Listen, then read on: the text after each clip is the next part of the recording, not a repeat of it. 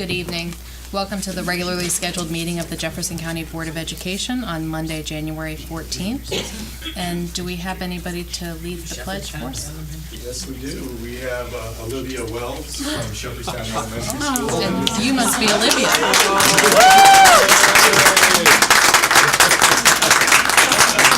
And she has offered to lead us in the pledge. Please join us. And you can get started, and we'll help you out once you start.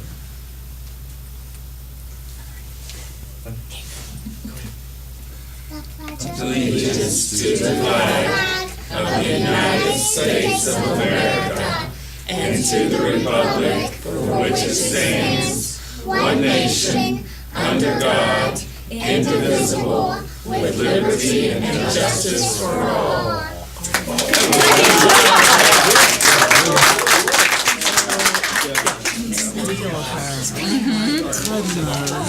What a way to start the meeting.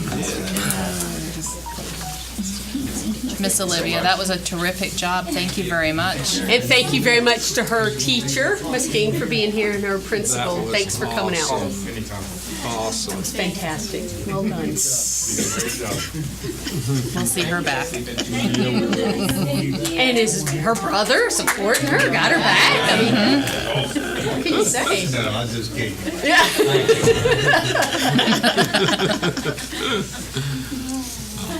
All right. Madam Superintendent, any comments this evening? No, ma'am. All right, we have the approval of the minutes. We have action on approval of minutes for the Jefferson County Board of Education regular meeting held December 10th, 2018, and special board meetings held December 6th, 11th, and 20th of 2018. Do we have a motion? So moved. Second? Any questions or comments? All in favor? Aye. Opposed? All right. Citizens' comments. Just in case you haven't been here before, you're limited to 3 minutes, please. And Ms. Ogden, if you'd be kind enough to time so that we know when we're at 3 minutes. First up is Mr. Tim Ross. You can please join us at the podium.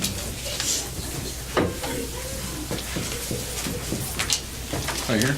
Yes, sir. Okay, good. Yeah, my name's Tim Ross. I live here in the county. I'd like to talk about the health assessment a little bit. First of all, I'd like to start off with this from the official journey of the Journal of the European Union. And this is about the health assessment of the rock wall. Fine particulate matter PM 2.5 is responsible for significant negative impacts on human health. Further, there is as yet no identifiable threshold below which PM 2.5 would not pose a risk. As such, this pollutant should not be regulated in the same way as other air pollutants. So I think that's something to consider, that the European Union doesn't think there's any safe threshold for that PM. I don't know all the details of the team, but if they are going to use the data from the West Virginia air permit, I caution on using that just straight out of the pipe. I think you should hire a AMS, American Meteorological Society, certified meteorologist to evaluate the data. I'm a retired meteorologist, and I've looked through the data, and the data that Rockwell says they were going to use was from not very well chosen. West Virginia listed the sites that they said Rockwell used, and it was not the same sites that Rockwell said they were going to use. And 2/3 of the data sites that West Virginia DEP said they used don't exist. Okay, so there's a signed document from West Virginia DEP listing the sites that they said that Rockwell used to produce the air permit. Okay, and I have the documentation. I'll leave it with you. All right, they were going to use 2 sites from Washington County, Pennsylvania. That's what DEP said. Okay, well, those 2 sites don't even measure what the DEP said they would measure, and the identification number of those 2 sites are not in Washington County, Pennsylvania, which on its own is a long way west of here, but they're actually located in Philadelphia. Pitty-Pack Park, Philadelphia, is where West Virginia DEP says they got their data from. Then they said they used a site in Clarksburg. There is no site in Clarksburg. Okay? So I strongly recommend that The assessment team needs to know what they're working in. If you put garbage in, you get garbage out. And if they're depending upon the data from the West Virginia DP, it is very, very faulty, okay? So you've got my contact information. Here's the documentation. If you please leave with Ms. Harner, that'd be great. What's that? Just leave it with There Ms. you Harner. go. Thank you very much for your time. Thank you.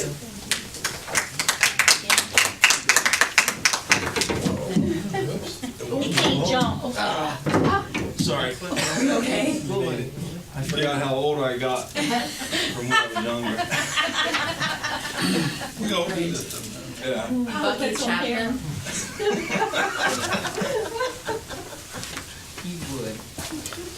My name's Bucky Chapman. I'm a pastor out of Leetown Southern Baptist Church. I also own a little concrete construction company, and I've been living in Fox Glen for over 30 years. And we have a major problem out there with the kids walking to school. It's 9/10 of a mile from the back to the front. At this time of year, I usually don't leave my house till 6:15 to go to work because it gets a little dark, so you can't really do any work outside. Last Thursday was one day that really broke my heart. It was 27 degrees outside, the wind was blowing 40 miles an hour, and there was kids walking to school, walking up to catch the bus stop, 9/10 of a mile away, 27 degrees, 40-mile-an-hour winds. And then they have to go up there and stand out in the open. People, it shouldn't be that way. You know, I seriously think that we really need to be doing something about that. We have one road in there that just makes a loop around. I can't understand why a school bus can't go back that road and turn around and go right on around the block and come back out. I just can't understand it to save my soul. You know, it's heartbreaking. Thank you.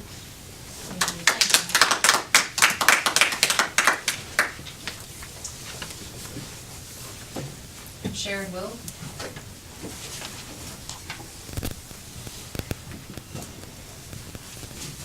Good afternoon, board members. It's been a while since I've been here, and I'm here for twofold tonight. One is the same as Pastor Chapman. I, too, live in Fox Glen. I've been in and around Fox Glen 30-plus years. And the children, it's sad. And this is a blowed-up example. This is the very front where the store is that the kids have to come. If they walk this main drag, is 9/10 of a mile that Pastor Chapman's talking about. Cars don't go slow on this road.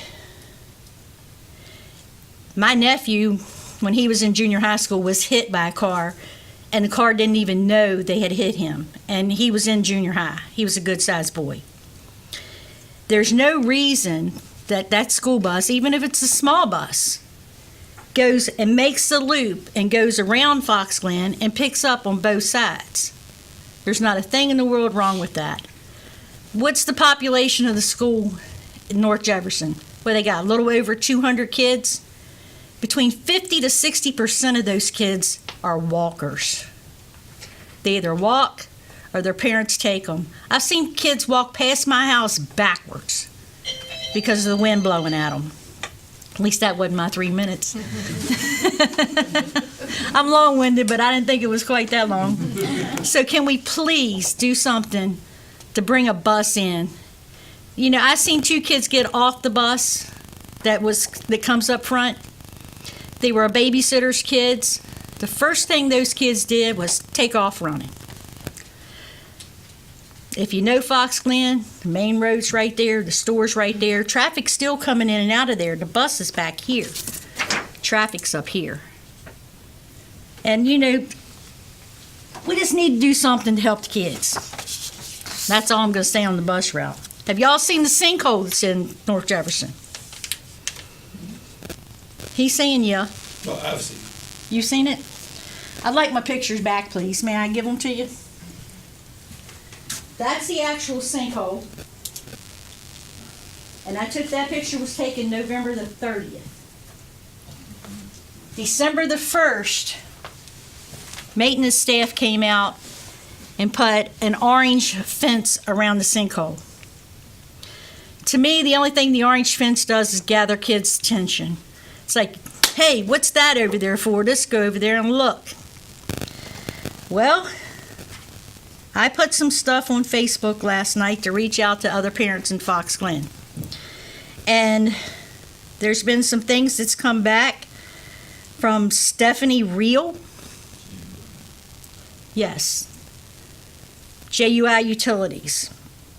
And she's saying the water project that they're working with the school board to do a remediation to fix that sinkhole. Did y'all know that? Because nobody at North Jefferson did. No parents know it. And honestly, I'm not a parent of any child that goes to school at North Jefferson. I'm not even a grandparent of a child that goes to school at North Jefferson. I'm just a concerned grandparent. And I didn't know that the Board of Education has entered into, I guess, a memorandum of whatever with JUI to bring water into North Jefferson School. That's what it's saying. Stephanie Reel of JUI, it's on Facebook. I don't want to stand here and read it because it's going to take more than 3 minutes because it's a lengthy conversation that she's having with a grandparent at North Jefferson Elementary, saying that the school board has entered into a contract with JUI to bring water into North Jefferson Elementary School. This I do not understand because I know North Jefferson has a very good well. The well water that runs into North Jefferson Elementary is the same as Fox Glen, and it's rated one of the best waters in Jefferson County. I've been to the health department and I've checked it out, and it's very good water. There's no reason to enter into an extra bill. Who's got my pictures? Right here, ma'am. Thank you. Thank you all. Benita Keller. Anybody want to see them?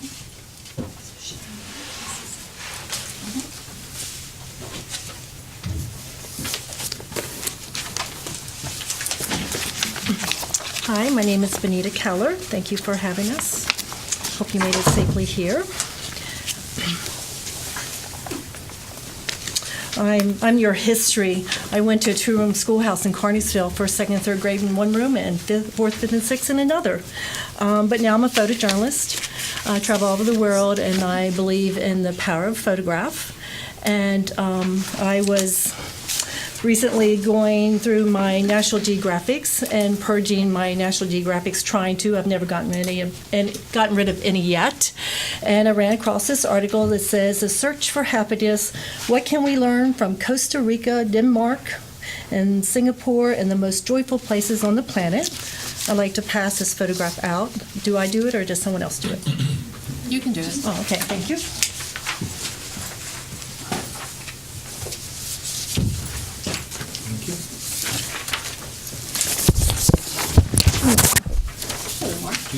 Mark and I went to high school together. Jefferson High School. He's older than I am, though. I went to Jefferson High School as well. Okay, so I found this article, and then I leafed through it, and, I get to the happiness article, and right here it says, "The world's happiest places. What do Denmark, Costa Rica, and Singapore have in common? Their people feel secure, have a sense of purpose, and enjoy lives that minimize stress and maximize joy." Here's how they do it. So I turned to this page on Denmark, which I handed that photograph out to you for you to post on your refrigerator or you to put in your office or whatsoever. And it says, "Denmark, with basic needs covered, pursuing passions is easier." On a farm north of Copenhagen, and I want to tell you that Copenhagen, Denmark is saying they're the greenest country in the world, while rock wool is polluting all over the world. But Copenhagen is this year, in 2019, going to be the home of the climate a climate conference that they're holding. So on a farm north of Copenhagen, school children harvest vegetables that they raise and will cook and eat as part of a program designed to inspire a deeper appreciation of the environment. So Denmark Rockwell has put out in their PR and keeps telling us that they're going to monitor our air so that our children and us know that it's safe to breathe it, or if it's something should, quote, go wrong. The Charleston Gazette Mail did an article, and and here's what was quoted, Nicholas Deal, Executive Director of Jefferson County Development Authority, said having an air monitor could be a learning experience for the elementary school children. Quote, it's a great learning experience for the kids to see what's going on with their air quality and to be able to monitor at the school. Okay, so you know where I'm going with this, right? So Denmark's children, their learning experience is planting and eating vegetables. Our children, because of Rockwell, if Rockwell should happen, are monitoring air. So which would you prefer to have your children do? I prefer me to be happy and to live in happiness like Denmark does. Not monitor my air, worry about my water, night sky, and all those other kinds of things.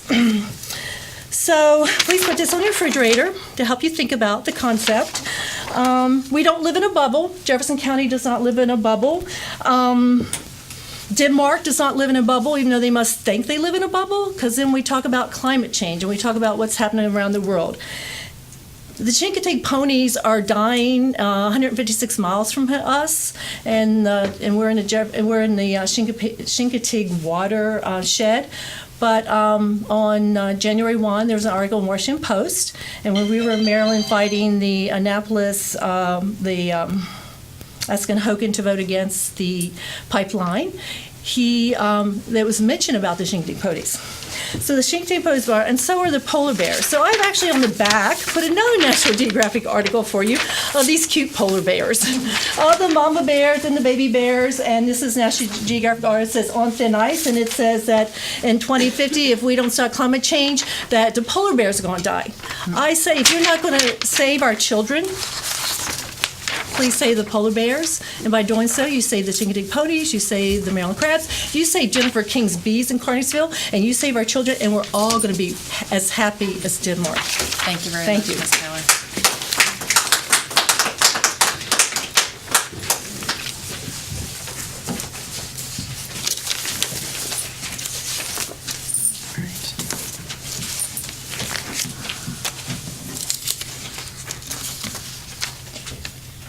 All right, the consent agenda. Any? I have 2 points of clarification on that, or explanation. First, number 16, at our prior board meeting, the board approved a bus driver and bus aide position for our transportation department to transport children with special needs, with the recognition that should those children's IEPs change, that route may change. So at the time, they requested that we fill that as an itinerant bus driver position. West Virginia code does not allow us to post itinerant bus driver positions. You have to list the actual route. You can have bus aides as itinerant, but you can't have bus drivers as itinerant. And so we're posting that correction on there. Just as we had intended previously, we'll reevaluate that route, and should those children, should that bus route change, we'll RIF that position if it's unnecessary and offer that. We have plenty of open positions and offer that bus driver another position. And that can be riffed at any point in time? It can be riffed up until the deadline. Yes, the HR deadline. Okay. By the state. What other changes are? And the other one is, you'll note on number 18 there that we had placed the superintendent's recommendation for a principal at Wildwood Middle School as a TBA. We had done that pending all of our reference checks and offer and acceptance. And I am very pleased to make the recommendation for Ms. Jennifer Moss, who is actually with us tonight with her family. Ms. Moss has a pretty extensive history with us, both as a Jeffersonian. She completed her bachelor's degree at Shepherd before getting a master's in admin at Grand Canyon. Oh my God! you have become power mad with that timer. It's just, you're out of control. You made me do it. Exactly. But and after spending 6 years teaching, she's come here and spent 7 years as an assistant principal at various middle schools. And she was the unanimous selection of the search committee, which included parent, staff, service personnel, representatives from Wildwood Middle School. So I'm very pleased and happy to recommend Ms. Jen Moss for appointment as the Wildwood Middle School principal, and to welcome both her husband and her son, because it's a family affair. So, Ms. Moss, do you have any words that you'd like to? I'm excited to get started in this fall, and I'm looking forward to the transition time here and working with the assistant principals at their school. So thank you very much for the opportunity. Excellent. All right. It's great to see one of our own. yes, ma'am, it is, isn't it? Any other changes or anything? No, ma'am. Okay. So do we have a motion on the consent agenda? So moved. Second? Just getting there. Discussion or comments? This is the last time I missed it. Oh, I know. She goes fast. Just number 17, I was wondering if the date of August 14th, 2018 was a typo. Did that mean 2019 or 2018? Number 17, resignation. I see that, and I don't actually know the answer to that, ma'am, but I can get you the answer to it. And Because it typically is based on what their hire date was, so that their retirement date matches it. So I'll check for you, ma'am. And I didn't see the attachment for the action on approval of budget supplements and transfers. So I'd like to hold off on voting on that until I can see what it is. There was nothing under there, so we can just remove 7B.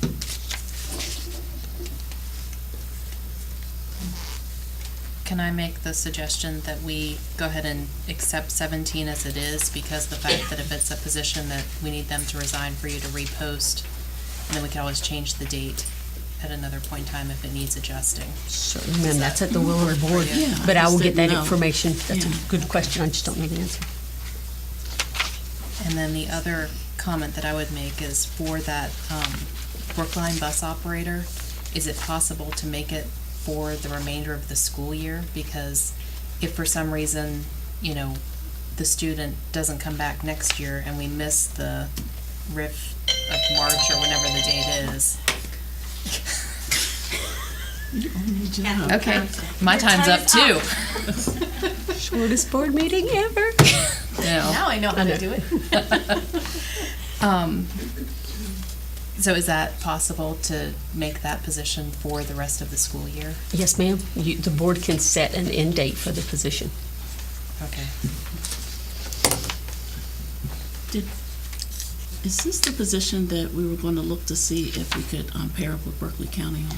Right, and we had a pretty in-depth They came back and discussion did a presentation. last meeting. Unfortunately, that was the meeting that you were in Miami. Oh, I thought that was an LSIC meeting. It was the 20th or 21st, whatever date that was. But they came back Right. and did the presentation so At that we the could end hire of a that position. meeting. Oh, okay. All right. So, all right, so I guess we need to leave 17 alone, remove 7B, and adjust 16 to reflect through the end of the school year. Yes, ma'am.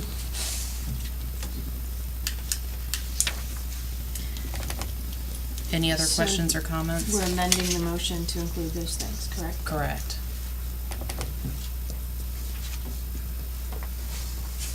So do I have a motion on the amended consent agenda? Second? Second. All right. All in favor of the amended consent agenda? Aye. Opposed? All right, thank you. Unfinished business. Motion to approve Chapter 7 of the Advanced Diploma Policy. Yeah, I gave you a copy of I emailed you the comments, but then you have a copy of the policy in front of you. I thought it'd be easier just to, so we can reference the comments, other than trying to go into electronically. And numbered the pages a little bit there. So on page 4 is the first comment, and that was a formatting thing that what you have in front of you, how this was submitted, and I think through board docs, the formatting, the arts, which has a red underline on it on page 4, didn't come out on the document, and that was one of the comments that they thought that should say the arts, and then also the 4 elective credits on the bottom right.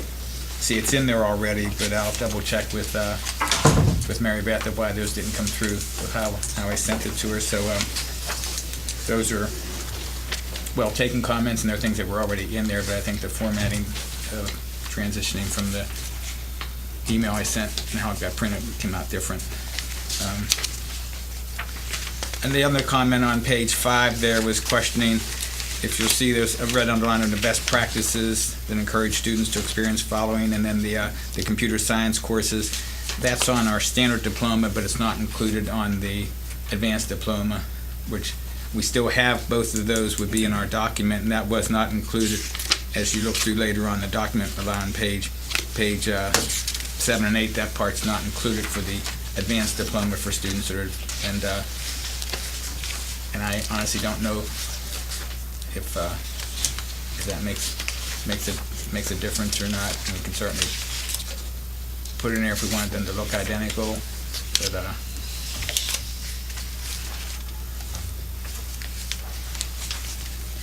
So there was one comment that the credits weren't adding up properly. Was that the first one that you were referring to? yeah, that's where that arts, where it says 4 elected on page 4, where it has 4 elective credits. That didn't print off on the one that you received on review. Didn't have the 4 elective credits there, but I wanted you to see that it was on what we sent for. And this other, like I say, is just the type of thing, those lines. This is what you're looking at on page 5 as part of our standard diploma, the 22 credit diploma, and then that's not included in the advanced diploma, those words. So, I mean, we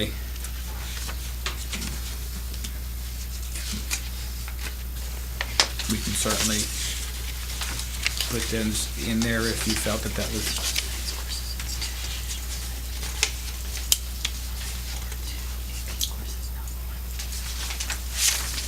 That would be on page 9 and 10. Those are your elective credits on 9 and 10 is where that they're not. All right, can we have a motion so that we can discuss it? So moved. Second. All right. Pat, I noticed on 8, page 8, there's evidently a typo. I'm coming to that, yeah. Oh, okay. Yep, we'll get there.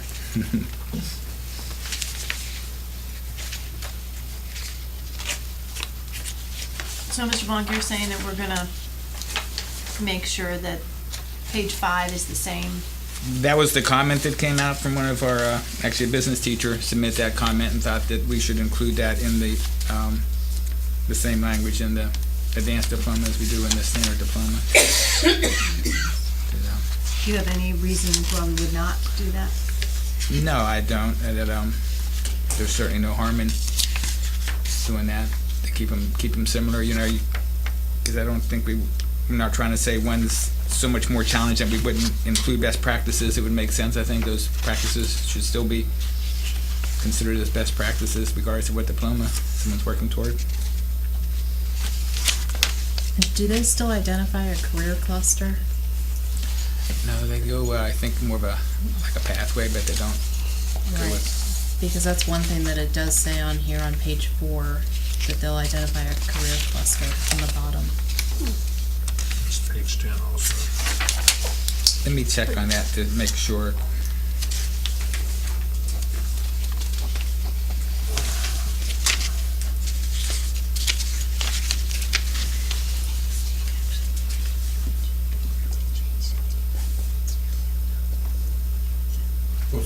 page 4, is that what you're talking about? Under the 4 elective credits, it says each high school student will have a personalized education plan which will identify a career cluster and a program of study. And I didn't think they did that. Well, they still do PEP plans. Those are a requirement of the state. Right, but I don't think that they did a career cluster anymore. Unless my children. Mr. Osmond, did you see it somewhere else in there, did you say? The top of page 10. Okay, thank you. I think somehow now it goes to the PEP, which will identify a program of study or coursework. I think they just basically took out that middle language, if I'm not mistaken. I'll look into that and see if that's still the correct, and say just addressed in the comments is Mr. Cable noticed on page 8 that there's 2 additional science courses there. That just is on science we have 4 required credits, so that instead of 1 additional science course, that would be an S at that course is 2 additional science courses. And that would be 2 additional science or 2 additional AP science courses. Yes, So we- yes. Probably need to clarify that and put in 2 AP and then courses, because it looks like it's either 2 additional science courses or an AP course. Okay. Or 2 2 AP science 2 courses. AP, yeah, okay.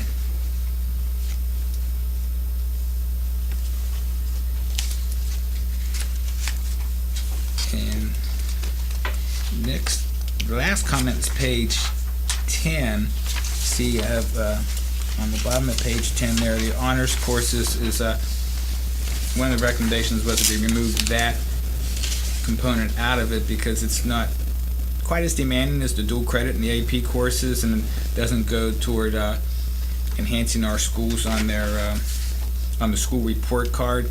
So the feeling from one of our principals was that isn't really on the same league as the AP courses and the dual credit courses, that they're not as challenging, and felt that if their students working for the advanced diploma, that should concentrate more on AP courses with a corresponding exam and dual credit courses, and not the honors class. And like I say, leave that up for discussion of how you feel about that. Well, just thinking about the comments that were sent, I was really hoping that this could be, since we're the only ones doing it in the state and it's not recognized by the state, that this could be more of a ceremonial thing that we recognize, yes, our students for doing these extra steps, and maybe writing something up about how we value students, even though they only need 22 credits to graduate from our schools, that we want to recognize them for going the extra mile, and these are some of the ways that they could do that. And I think honors courses fit right in with that. That's what I was hoping this could kind of encourage students to go that extra mile, that we were recognizing them because we're the only ones doing it, and perhaps it'll grow. But it doesn't correlate to anything extra right now with other colleges and in the state. Right. That, I guess they're starting to go either way with it, the honors. I mean, originally the folks that were developing thought that was, an appropriate thing to put in, and we have the one comment coming in. So.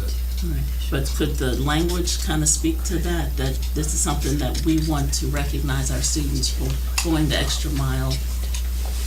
This kind of makes it seem like, it's... You mean sort of like an introductory type of... Yeah, just an encouragement type thing, that we value students being in school, taking courses, taking classes, and we want to recognize you for that extra effort that you do. And, these are some of the ways you do XYZ. You can recognize. So I don't think it really speaks to it.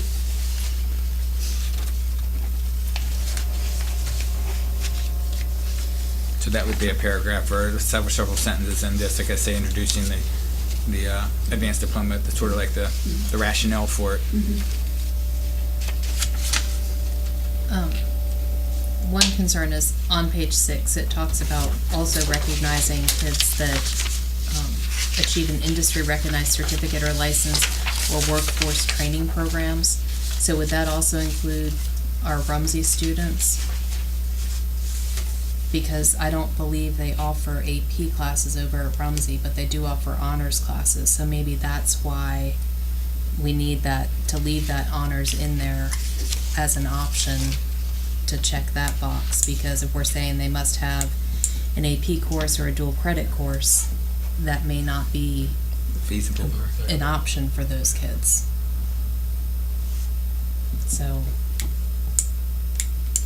I feel like the same as far as, we can always continue to raise the bar higher, but I think there are some students who, you know, they may try to attempt to take an AP class or a dual enrollment class, but traditionally they're going to stay within the honors realm. But if they take the extra classes, period, more so than they need, rather than leaving early or getting a job or doing that because they feel like that's important Keeping to a them to get the 3.5 education GPA and also. 3.5.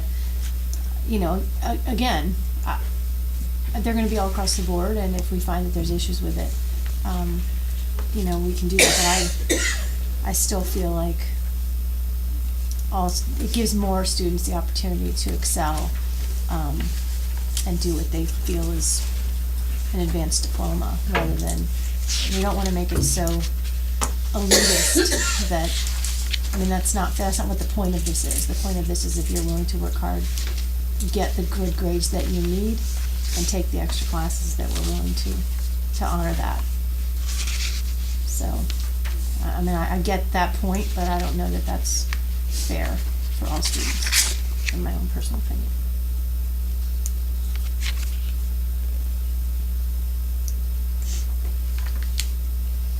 And the only other clarification, if we could put something at the top for science, the 4 credits that are required,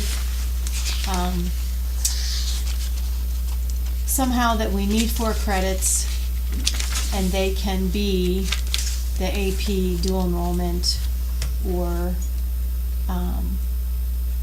you know, either honors AP dual enrollment. Again, because it has that we have 9th grade and 10th grade. And then the 2 additional science courses, and then unapproved dual credit science course. But I'm thinking, again, for the other end of the spectrum, there may be students who do the 9th grade and 10th grade, and then maybe by 11th grade, they're dual enrolled. At some point, we get to that place, they're already doing, you know, chemistry and physics in 11th and 12th, college level dual enrollment, but that still gives them 4 science classes. Does that make sense? Not missing what you went changed there. just not requiring them to do the dual enrollment. It's 4 credits and it can come out of those. Right. Like a menu. Right. Yes. Yeah. So if it just maybe that it's understood that way rather than here, I don't know that it's fully understood. It looks to me like I need to take 9th grade or science, 10th grade, either AP or general or AP or regular biology, and then I need 2 more. So, but then it says I need an approved dual enrollment, dual credit science course can be used as an equivalent, but again, somehow that it's a menu that I could read, okay, so I can do 2 years in high school and then 2 years at a college level course, and that still counts as my 4 credits. I don't know that I get that from there. It could just be me overthinking it, but. Yeah, I see the first 2, you're getting those in 9th and 10th grade, and you're gonna get 2 more credits either from AP or dual Right. credit classes. 2 additional science That's how it's courses, reading to me, is that? AP dual enrollment, or AP or dual enrollment maybe, just so it's not necessarily bulleted, so it's separate. So just have options. an or in there, maybe, is that? Trying to think what the best way. If you look at page 3, it's worded the same way. That's our existing. So it's kind of, policy. you know, you must take earth science and biology because those are required by the state. And then when you're a junior, you can choose to either take chemistry or forensics or, you know, whatever science class you choose. Right, so what I'm saying is it, and maybe it is that way for both. It looks like I have to take that in 9th grade, that in 10th grade. 11th grade, one additional science class or AP class at the school.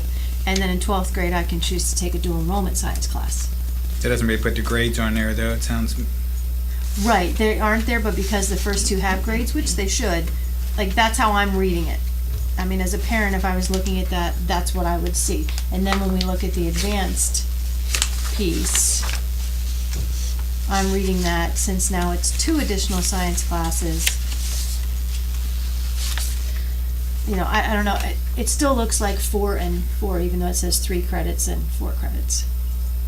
What if we start with taking out grade 9 and grade 10, because those aren't necessarily accurate? I mean, that's your typical. Except it is and it isn't. Like, you have to take 9th grade earth science and you have to take a 10th Those are grade science. I mean, those are requirements for requirements for traditional graduate. Like, you have to have those. You have to have them, but you don't have to have them in those grades.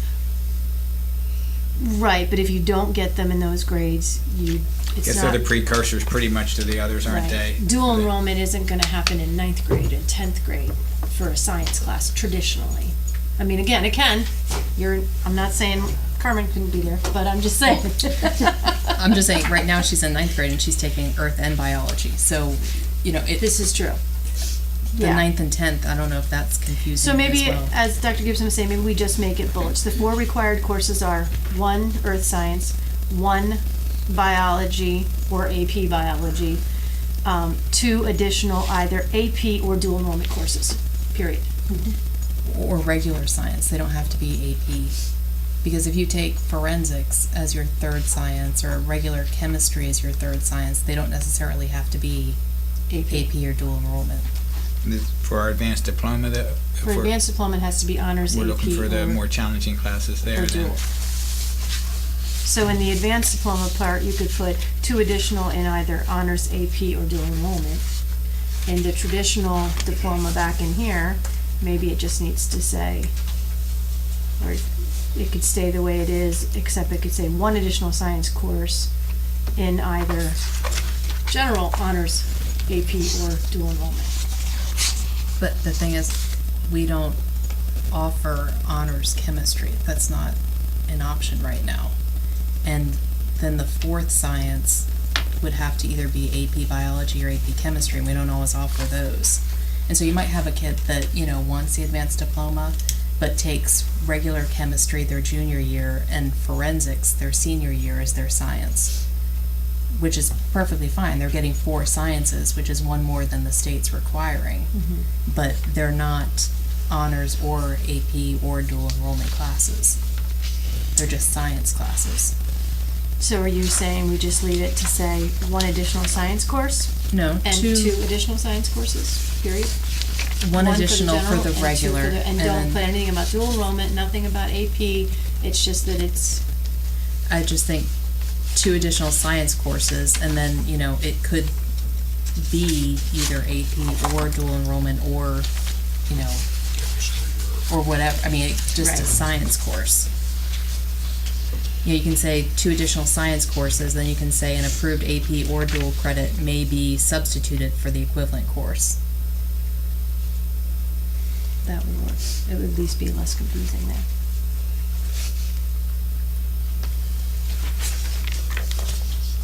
I just don't want to box kids in where we're not No, offering the course I agree, and yeah, then they can't achieve their goal. right. So 2 additional science courses. 2 additional science courses, and then under the 4th bullet, an approved AP or dual credit science course may be substituted for an equivalent course.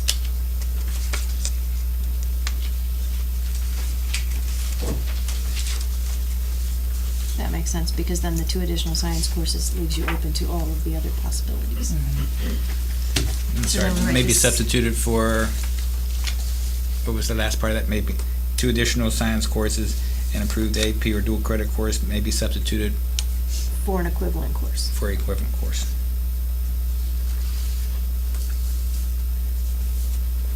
Is that correct? Right. Now, of course, we have, to complicate it one more level here, we have biology or AP biology, and they don't let the kids take AP biology without taking biology first now. Yeah, they do. If you put it on here, they sure will. Okay. I think we Mr. muddies Blank's the getting waters grayer enough. hairs as we speak. No, so on the standard diploma, did you want that changed also? Then on page 3, you wanted that changed also? Yeah, I think so. It just says one addition, same language except it says one additional instead of two additional. But if we use the same language consistent in both, that makes sense. Okay, then maybe substitute for equipment. Mr. Brown, could I ask for simplicity? Is there a way to make 3 charts and one for the general diploma and just another one right beside it and with the additional? 3 columns. Yes. So 2 small charts on one page. Just side by side, if I could see it side by side, like the sciences, this is for general diploma. And these are the additions for advanced diploma.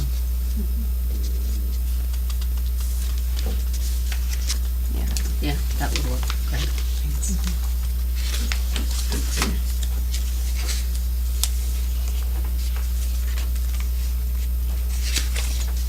And then if somebody tests out of a class like health, they don't get that credit, do they? They just, Are you talking about the integrated PE?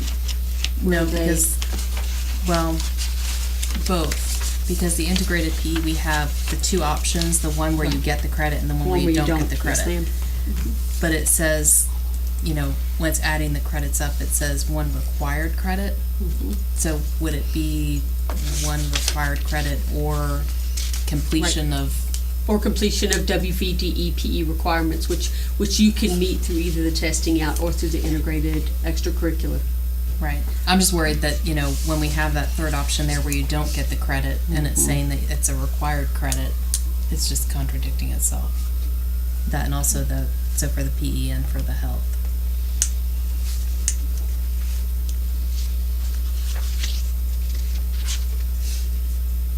Trying to do something so simple just gets so complicated, doesn't it? I said this will be a little bit of a discussion this evening.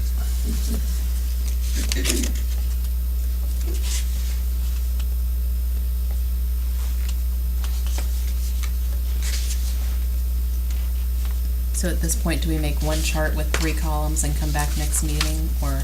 And we're under no time pressures to do this, so I certainly think that that's warranted because I think it'll bring a lot of clarity to the situation. Yes, ma'am. Well, we're under no time pressure, however, this is affecting our current freshman class, and so when they sign up for classes for next year. I mean, they have limited options. For their sophomore year? Yeah, for their freshman year, they're gonna be, they're taking the basics of what they have to take. Okay. All right. So, right now we have a motion to approve Chapter 7 Advanced Diploma Policy. So we need to vote that down. So do we have, all in favor of approving the Chapter 7 Advanced Diploma Policy? All right. Against? Aye. All right. Thank you. Bring it back next time. Perfect. That's good, though. Going in the right direction, Mr. Vaughn. Thank you. All right, review and approval of the OWPR contract for the CEFP and bond services. Good evening. We have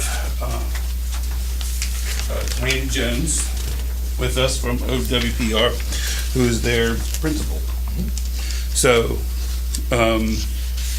we've been working on the contract now with the SBA and with you all, and it's been out and about for a couple weeks at least, if not 3. And I have given you the changes that were asked by the board are highlighted in front of you as part of 3 pages of 40. There are actually 40 pages in the contract, but 3 of those 35, maybe 35. But only 3 of those pages reflect where we made any changes. And you've been given that highlighted where the changes were. There were changes re-requested from OWPR. They were only on page 1, page 16, and in the attachment on the back. We had to do an attachment on the back because if you notice, the AIA form from the SBA is 2007. So there were changes that had to be made, and everybody will have to make these changes because the SBA required us to use this form. And as they required us to use this form, we had to make those changes. Those changes could not make in the body of the form. That's why they have to have an attachment.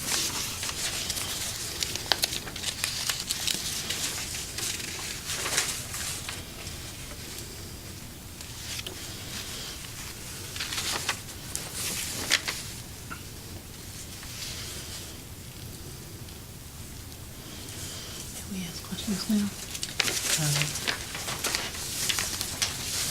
Well, do we have a motion to approve the OWPR contract for the CEFP and bond services? Second? Second.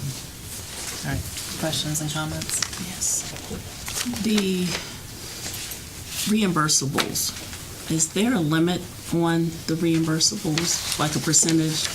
The only reimbursables that we would ask for is if you ask us to provide a service that our company doesn't provide, such as surveying or testing or something like that. But all services that we provide, there would be no reimbursables. Okay, so in the contract, then could it say that? Because it says, it lists all the reimbursables, travel, out-of-town travel, just a lot of different things.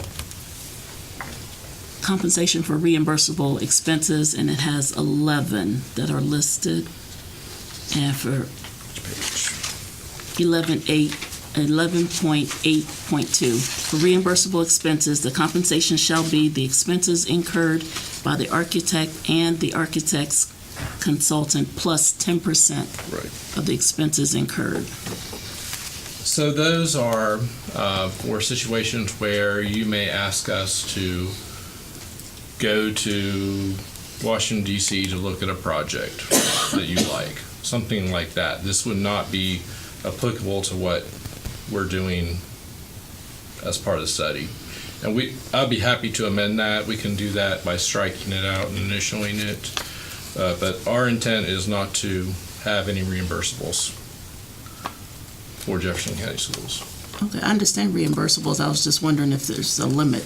Yeah. Yeah. If you go to DC, I guess I don't the understand limit would it. be whatever the board requests.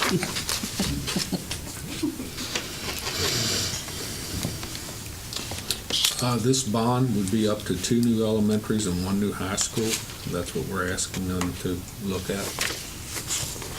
I'm sorry, I didn't hear you. Yes. It says at the bottom of the bond scope that it would be for 2 new elementary schools and 1 new high school and building additions. What we were trying to do is provide some type of an idea of what the scope of work might be. When we have the community forums, I think we'll get a better indication of what the community desires, and we still would do whatever the community desires under the umbrella of this. We just had to feel like we had to list something so you know what you're getting for our services. But this does not limit us to this? Pardon? It does not limit us to just those 2 things? There's not a limit as far as I'm concerned at this stage.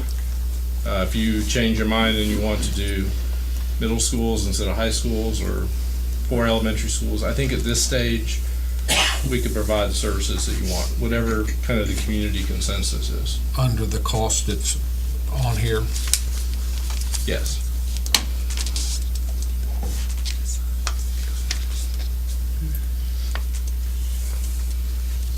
So are you saying you would be willing to amend the contract to say that you would develop building, that you would be willing to develop those facilities plans for, and cost estimates, conceptual renderings for up to X number of buildings based on the feedback from the community?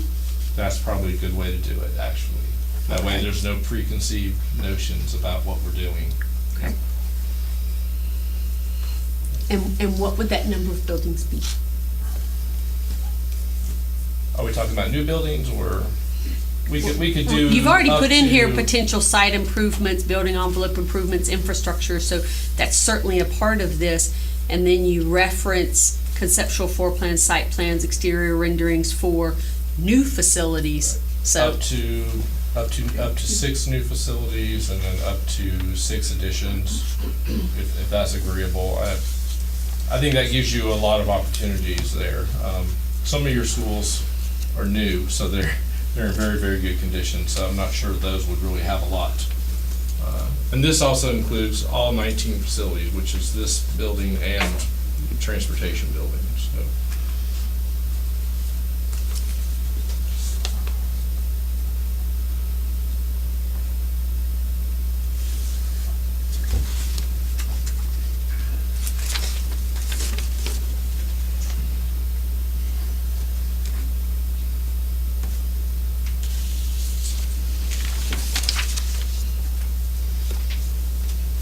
So you're suggesting 6 new buildings and 6? Up to 6. 6 additions. Up to 6 6. building additions. And I'm just throwing numbers out there. I will do whatever the board asks, obviously within reason. If you ask me to do 19 new facilities, we might need to have a discussion, but if it's 6, 7, that's not gonna be a problem. Right, I mean, I don't see us building 6 new schools. Right. So I think you're pretty safe there. Yeah. But, you know, if we could put a number in there at 6 or whatever number you're comfortable with, Right. I think you're, like I said, I think you're pretty safe with 6, that it's gonna be much less than that. Yeah. But, if we could do, you know, include, you know, additions or renovations on all existing other buildings. Yes, Does we that have, work? we have renovations on all existing building, or any of the existing buildings. We could just add the language for the additions as. Okay, and like I said, I don't see needing an addition on every building, Right. but I would hate to get in a position where we're boxed in by a contract and then you come back and say, oh yes, that's an additional $20,000. And we say, Right. that would not be a fun conversation No. for either of us. I would not want to have that either. Okay.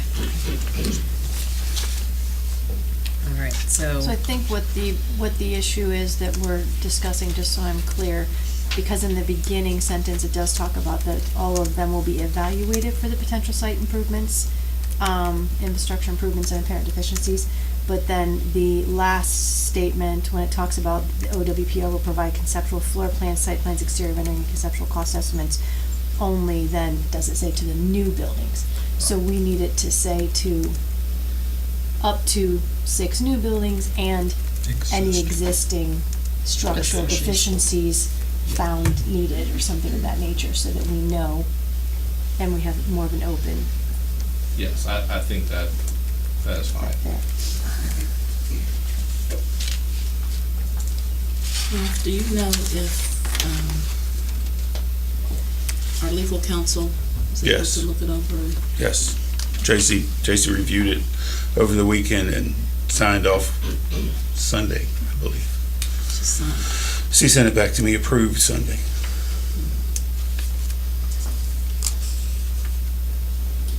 I have a question for you. Yes, sir. That may or may not be apropos at this point. But I think I'm the only one that's still on the board when Washington High School was built. Is that right? I think so. In the span of building that building, it was really a kind of a fiasco. I think they ended up with like 240 some, we called Change orders. Change orders. Yeah, that's. You know, they had walls in the wrong place, they put the roof in and they didn't Lights have just any, stopped. right, and didn't have any drains for the roof. And, Right. I mean, those are just a couple of small things. That's, it was a fiasco, and they charged us for practically all of it. That's not, and I just want to tell you now, that ain't gonna happen. No, Really, Gary, that was more of a building project. Remember, this is a CFP, not a building project. We're not gonna get to But the we're point heading where. towards a building project. Yes, but he's not, Huh? No, I know. it's not part of this discussion to build a building. I would say that is an extremely excessive number of change orders, and that should I not would say happen. so too. Oh, yeah. So, but whatever we decide in, you have to draw blueprints and layouts and the whole thing. And evidently, whoever did the prints on that project out there didn't do a very good job on it. Right. And so I just want you to know that I don't know about the others, but I'm gonna be watching that. With good reason. I believe I told everybody as we started, change orders, whenever we get to hiring an architect for the buildings itself, change orders were number one on the board's list, not to have them. Right. Because it was so difficult when we did Washington. So difficult. Can't even imagine. We had a meeting before the meeting, every week. And I appreciate the fact that you put in here that you'll be out for 10 different community forum meetings, so that's And important. if that needs to be 12, it's not a problem. I'm not gonna hold you to that. I want to do what I can to help this process move forward, so. So we need to change it to unlimited? Pardon? Change it to unlimited? I would trust As you. needed? If we did that, I would trust you.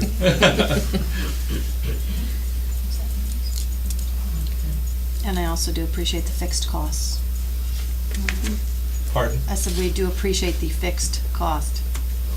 Yeah, I would think that that was something you would want to have. Absolutely. So, and do I read it correctly in that as part of the fixed costs, you guys offer security evaluation and planning for all of the buildings that you're doing the surveys of, not just infrastructure, but you look at our security measures and give us any feedback about any ways that those can be improved as part of our, Yes. okay. Yes. Thank you. Absolutely. We have a CPTED. I don't know if you know what that stands for. Crime Prevention through Environmental Design. Certified architect on our staff, Andy Grant. That as he goes through, we'll be looking at your security measures in place, and then we'll be making recommendations on that.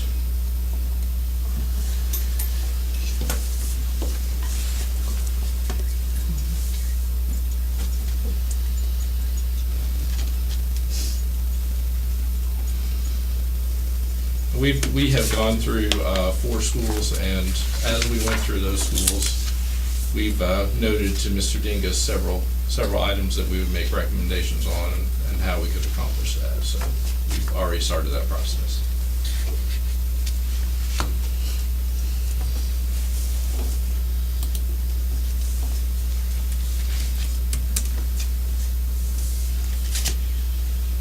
And then one other minor detail, you have in here 5 copies of the compiled assessment will be provided. However many. Okay, because, I mean, we're 5 of us alone, and obviously Dr. Gibson needs one. I think we originally had 10, that might have been too many. Again, I'm flexible in terms of what we can provide. Not that I want to kill trees, but at the same time, we need to make sure that we each Yes. get the information.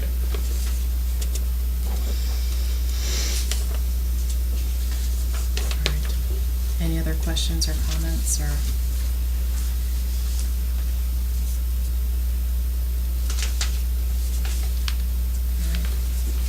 So we have a motion to approve the OWPR contract for the CEFP and bond services with the changes that we discussed. All in favor?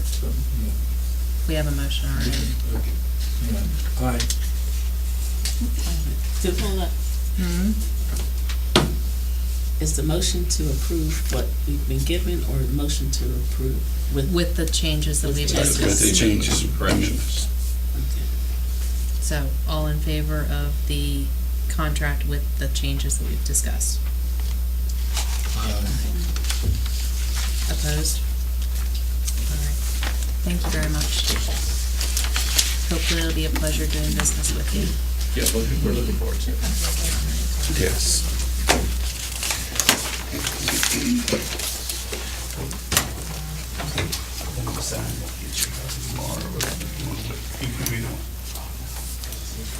They're gonna have to get busy if they have a date of March to get it completed. All right. Surplus vehicles. I'm next, actually. Oh, his wife. He defers to me. So we're requesting that the board allow us to surplus a maximum of 8 school buses. There's only one that you want a definite price on. Yes. The others, it doesn't matter. No. Just get rid of them. Okay. So, and if you read through the list, some of them are like parts, I mean, basically. They range from 17 years to 11 years. The one we want to price on is 6 years old. It is over the mileage, which means we no longer get reimbursement for these buses. I'm just curious, how do you go about the auction to get rid of them? We list, we use public surplus online, and we list them online with their condition and with several pictures. And people can talk with us via email or write on public surplus. They can call us.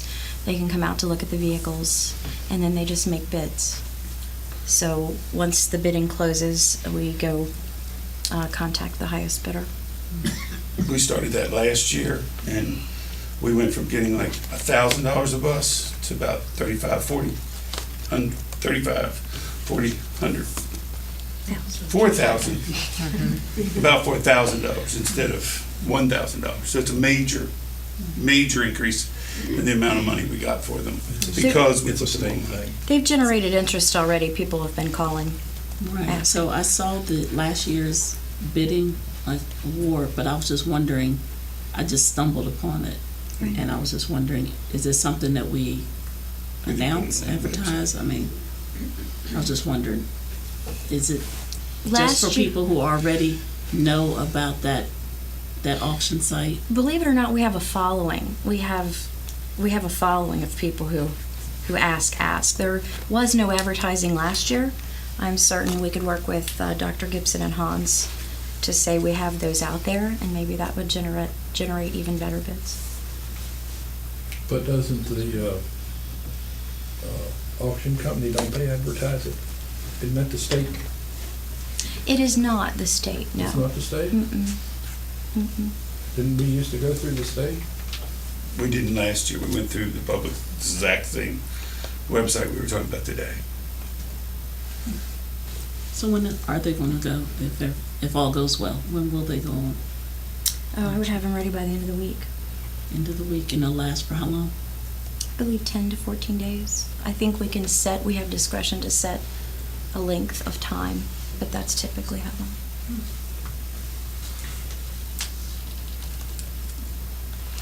What do we do with ones that don't sell? We keep them. Is that what the old bus garage grave is in the back? Yes. We're cleaning out the graveyard, so we want them to sell, yes. Sometimes they can be used for parts, if it's relevant to use them as parts. I'll say this, but I don't want to make it bad, but we've never had one not sell before in this situation. Right. But I didn't want to say that, because like I said, it's bad, it might get some bad karma or something. So. I've never had it happen either. In general, normally somebody wants to give you something for them. I had a friend who just wanted the motor out of one time. They took the rest of the bus, and this was before I was in my position. But he took the rest of the bus, put the motor in his dump truck, and took the rest of the bus and put it out in the field and put hay in it. They used it for hay storage. So, sometimes they're real innovative. Turn them into little Airbnbs. So if all goes well, will you let us know what the results were? Mm-hmm. New teacher housing. I heard that. They are converting buses these But days to all kinds of things. I know. I just Heard saw that. an article yesterday about this family of 4 that lives in a bus, and they think it's the greatest thing ever. I mean, It's a little bit bigger than a tiny house if you had Little gutted bit. it. right? No, they gutted the whole thing, and Be a great granny pod. Wait a minute. Yeah. Thinking. There's a guy in Jefferson that does that, you all. Yeah. Still Sutherland. Yep. Catholics will. All right. So, do we have a motion to list the surplus vehicles? Second. Any questions or discussion? All right. All in favor? Aye. Opposed? Thank you, Joyce. All right. Thank you very much. You're welcome. And thank you for your, conscious watching of the storms and the, road safety and all of that the past couple of days. I know that has been a fun job, so thank you. It's always a pleasure. And it's even more of a pleasure on weekend when we get a little sleep. Right, not doing it at 3 in the morning. Continue, right? And you've already taken care of tomorrow, so now we're good. We've taken care of tomorrow. All right, 12B, 2018-19 calendar adjustment based on governor's executive order. Yes, ma'am. Our governor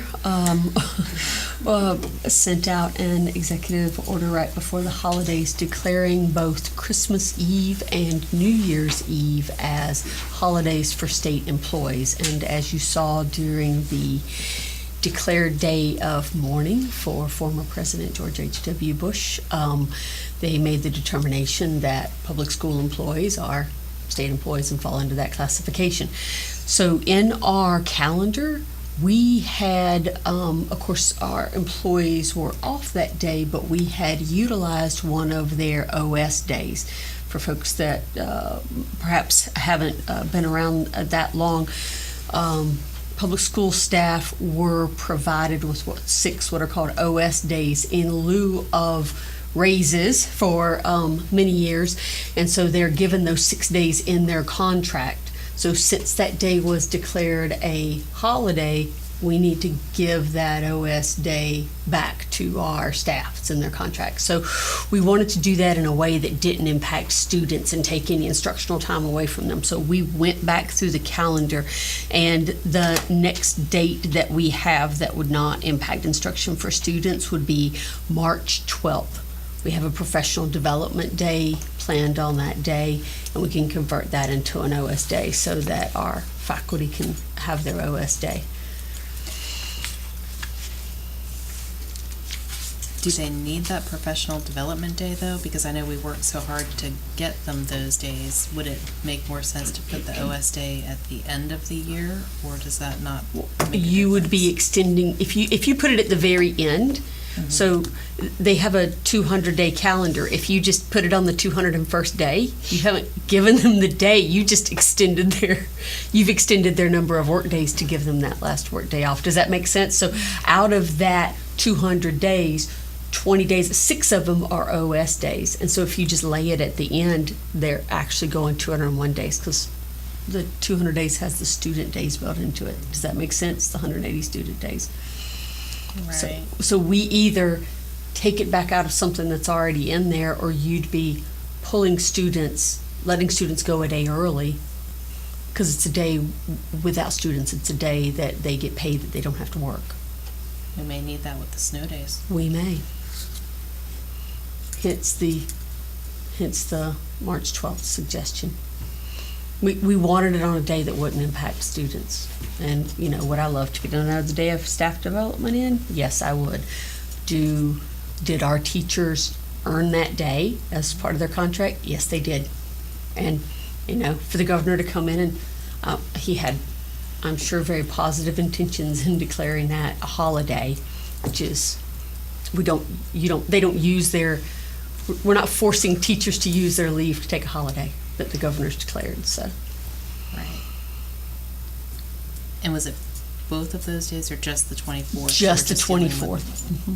That was the only day over the holiday that we had to use an OS day to make that calendar work. So let's say their year ends January 2nd. We can't just pay them for January 3rd, or I guess that would be a day off anyway, and that's, never mind. Okay. I'm talking in circles. I'm just trying to figure out how, like I said, we work so hard to get them professional development. Well, it's one of the 5 professional development days, and yes, I would love to have it, but at the same time, I think, again, one of our priorities has to be to honor our contract with the teachers. Definitely, but I was just trying to figure out a way to get them both, get them Right. the extra day, but also get them the professional development that they've been seeking, so. Mhm. Okay. All right, so do we have a motion to, I guess I'm still a little confused on how the snow days impact the OS day. If we have more snow days, then can't one of those be used for the OS day? Eventually, yes, ma'am, in our policy, and that's one of the things that, we need to discuss about whether or not the board wants to make any changes to that policy in the future. Right now, it's written such that if we reach a point where we exceed the accrued time, so we can use up to 5 snow days. If we were to go past that, right now our policy is written where it's a little prescriptive about the order that the board has to take those days in terms of when you can use, and OS days are the very last thing that you can use. So can you use them? Yes, ma'am, but it states in there clearly that you have to take all of these other things first, extending the end of the school year. To my knowledge, we haven't used an OS day since I've been here. I don't know that. No, our policy says we try to hold those days sacred just because they were given those teachers in lieu of the pay raise in the late 80s, I think it was, about 1988. So March 12th is on a Tuesday? Yes, yes, ma'am. yes? Okay.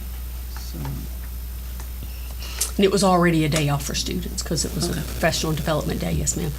We were trying to find the day off that wouldn't lessen the amount of instructional time for kids was our goal. okay, so you don't think that we may need to take it to make up for snow day, the 12th? At that point, no, ma'am, because the rest of the OS days are at the end of the school year built into the calendar. And the way our policy is written right now, your board's own policy says you'll take spring break before you'll take people's OS days. But we haven't made it an OS day yet. I was just saying, if we have too many snow days, will we need to use March 12th for a makeup day with students? Again, that will be the will of the board, whether or not you make that decision. If you turn it into an OS day, that will move it, that would certainly, It'll move it down. it'll move it down the list about when you could prioritize it, yes. Right now, we've used 3 snow days. Yes, ma'am, yesterday was our today was our 3rd day out of 5. But once we convert it to an OS day, we can't make it a snow makeup day. You can, but only after you've done, and I can pull the policy up for you, and I think it's President's Day. yeah, it first, says, and well, then- you'll use President's Day, you'll use spring break, you'll add days to the end of the year, and you exhaust those things, and you have written in your own policy that OS days will be the last thing you use. So, but So it's the March cha- it's March 12th, so But the chance of using it that early would be very slim to convert it, since it is the last one in the order that we can use. if we make it an Yeah, that's what I'm OS day. saying. That's what I think I'm Right. saying, is you don't If- make it an OS day, and you find another place for that OS day. Right. Which the only other choice in the calendar at this point for that would be what day? That depends on what your goals are. The other days that we have are spring break and Memorial Day, and again, if you add a day to the year, you're adding a day to their contract to give them the day. Right. So, Makes no sense. right, we have, Not a lot of choices. It's gonna Right, suck that for late. everyone if we have to go to school on spring break. We all know that. Right. Right, and you're more likely to add student days to the end of the year. Right. That's typically been the choice of the board. Right. But if they had those days off, once they get past those 5 days, we're not taking anything from them. When you add a day to the end of the year, they're making it up. Right. Does that make sense? Right. But I just think March 12th, if we miss a lot of school and then we're off March 12th because we made this decision today, it's going to appear like, wow, they could have went to school Could have had an that day. instructional day. Yeah. Right. So how long before we have to make that decision? There's no requirement on you, there's no time frame for you to have to make that, other than giving people sufficient notice. If you wanted to wait until, say, the first or second meeting in February to make that decision, that's completely at the will of the board. Just if we were gonna use that for training day, that would put us behind the 8 ball trying to prepare for training. If students were coming, that wouldn't be such an issue. But again, it sounds like what you're trying to decide between is either making it an OS day or using it for snow makeup, not leaving it. I don't think that Ms. Roper is talking about leaving it for a professional development day. Because we'll either have to take that or take something else. So we could wait, we could come back at and again, when's the second February meeting?